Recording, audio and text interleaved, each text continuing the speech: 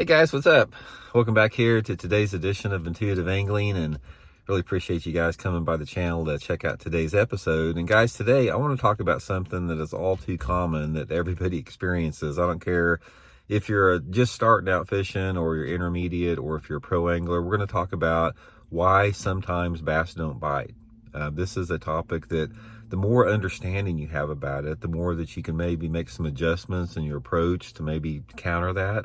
But there's situations out there where bass just don't bite. And sort of wanted to dive into this a little bit deeper and to explain to you the variables that really cause that. So we're going to get into that in today's episode.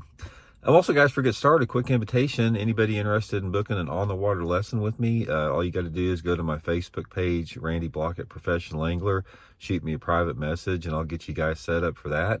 And also, guys, if you're looking to get set up for two different things, if you're looking to get set up for some good fall fishing, please swing by, check out my fall lake map breakdowns that I built for Fish the Moment. Guys, this is going to give you some really good shortcuts on finding some good places to fish this fall. I'll have the link in the description. And finally, guys, last plug to put up with, if you're looking to get stocked up for some fall fishing, I'll have my tackle warehouse link in the description of the video. And if you guys use that link, it's a good way to help intuitive angling, and really appreciate that as well. Okay, one of the things about bass is that you're going to find out throughout your lifetime as a bass fisherman that more than not, bass don't bite. The days that you have out there where you struggle or have a hard time catching bass are going to be more frequent than the ones that you catch bass if you fish public bodies of water, or if you fish bodies of water that receive, any level of fishing pressure. Now, all you dudes out there that have farm ponds to fish, where your buddy owns a farm pond, or you got a private lake to fish or something like that, or those TV shows. One of the things about it, guys, is a lot of those television show hosts that we've all watched for decades. Those dudes fish on private lakes, private bodies of water. They're loaded with hogs, so it's not a real world situation here. Most of us mere mortals out there have got to fish public bodies of water. And when you do that, you're going to have tough days. Now, let's talk about why bass don't bite. What are the variables that contribute to that? First of all, let's clarify that a little bit. Bass are always biting to some extent, but sometimes they're more active than others. A bass is an opportunistic feeder, and they like to take advantage of any opportunity they get. But sometimes you have bass that simply will not bite.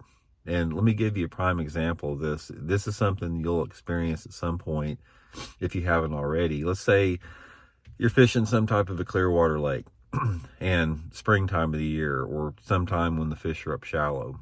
Sometimes I've even seen this in the fall time of the year.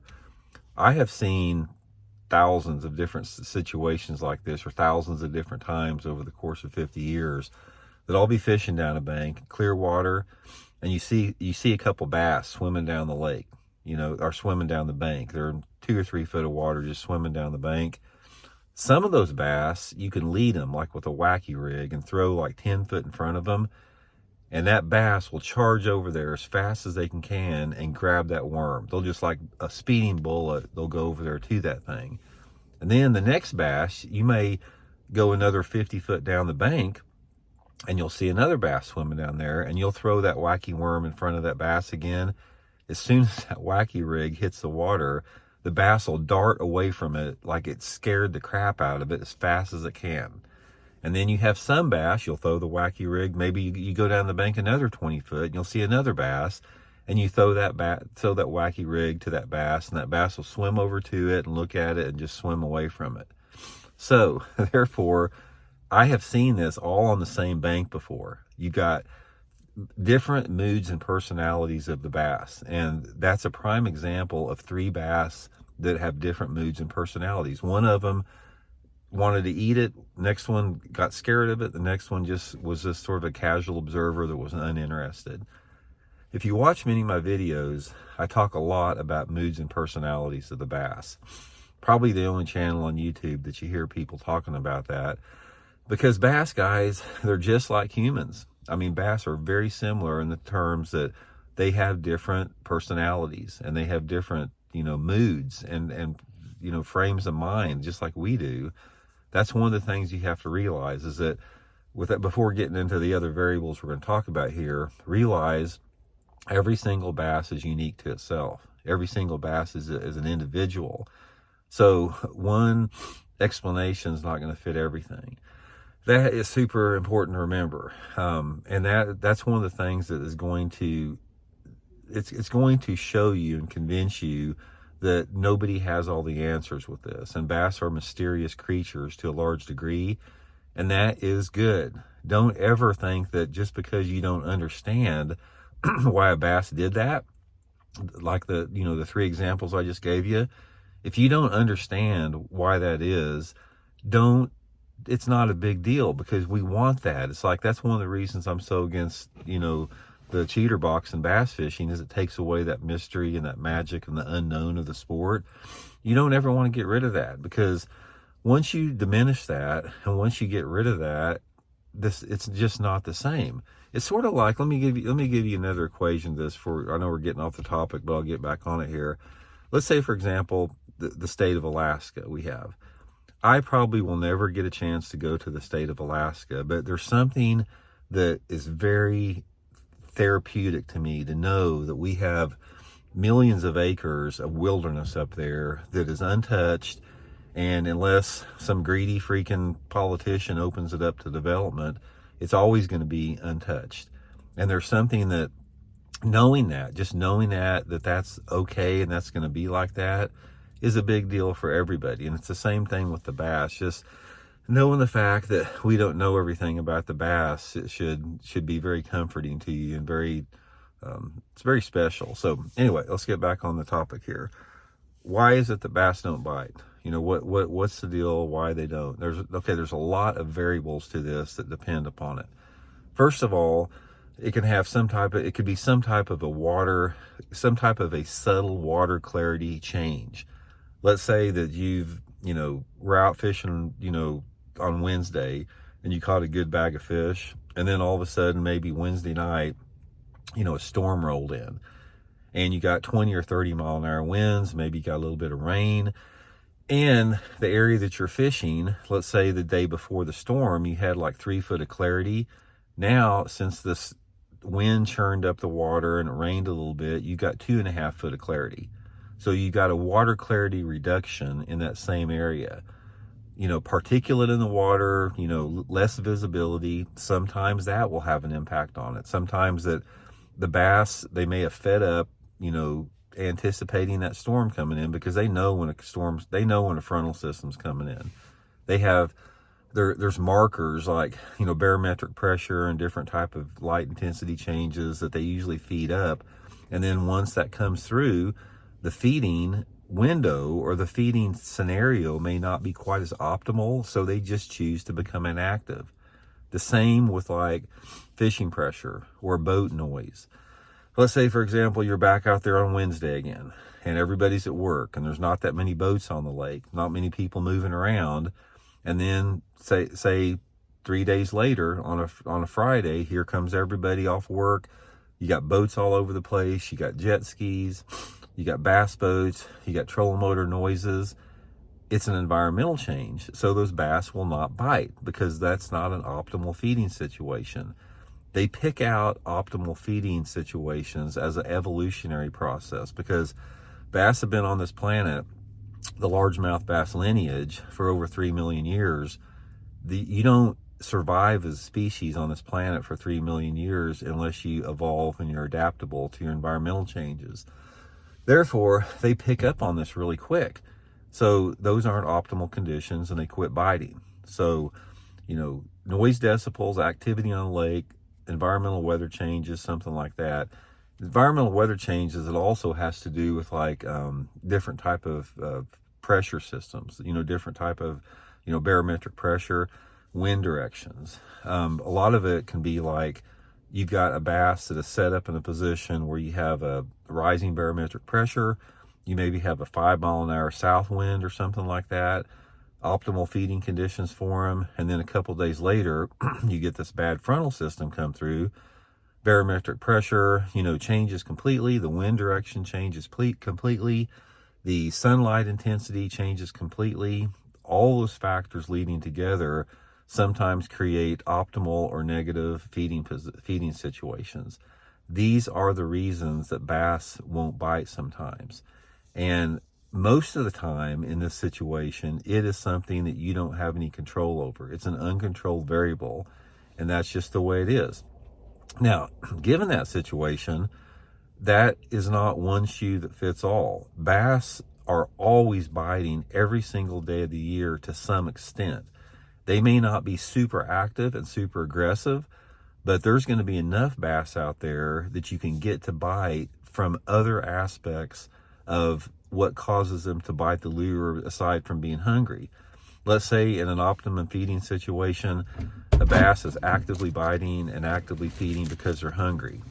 Then you get one of those situations thrown in there that I just talked about. You get heavy fishing pressure, you get some type of water environmental change, and they get inactive and they're not actively feeding. But since the bass is a predatory apex predator in a lake, they rarely turn down the chance to get a meal, even if they aren't hungry, as a survival mechanism.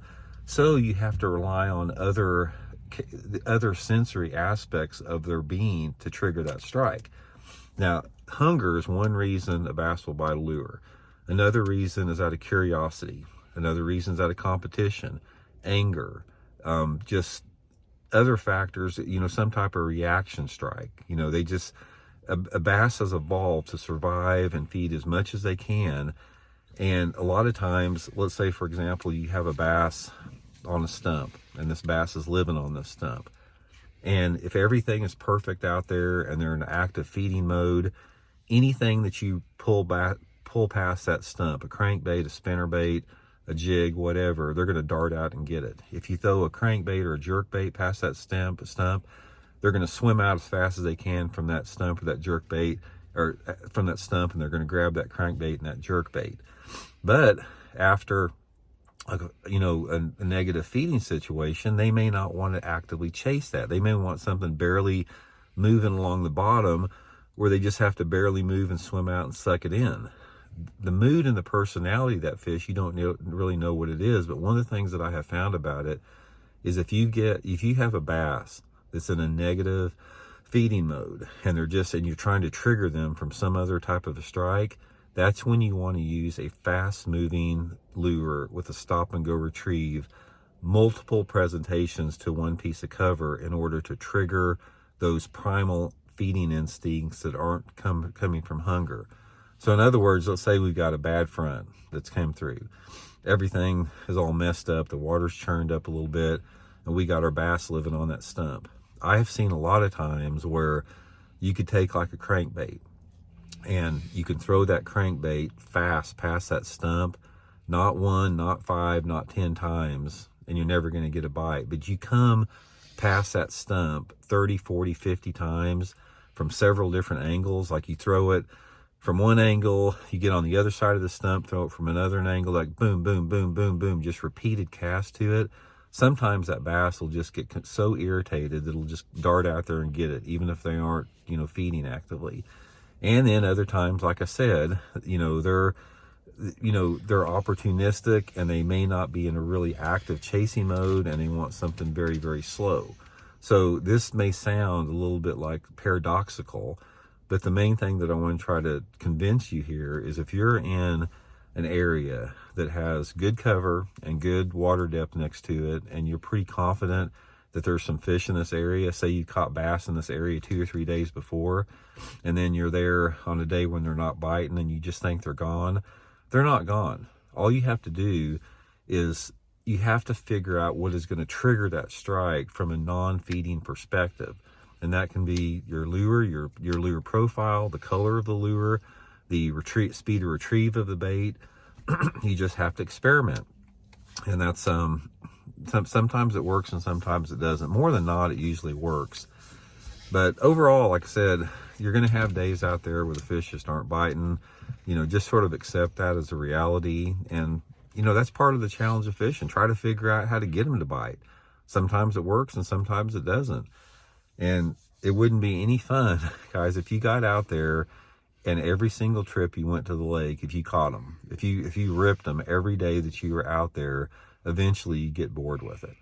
And I relate this back to times I've had on the water where I've gotten into these massive schools of fish where literally it's every cast. Like you cast to the end of this point, boom, boom, boom, boom, every single cast. Eventually, even though you're catching fish, it loses the magic a little bit from it. So you need days on the water where you struggle. I talk about this a lot. Don't fight and don't feel bad about those days you can't catch them, because that makes the days you do catch them that much more special. So anyway, I hope you guys are well. We'll talk later.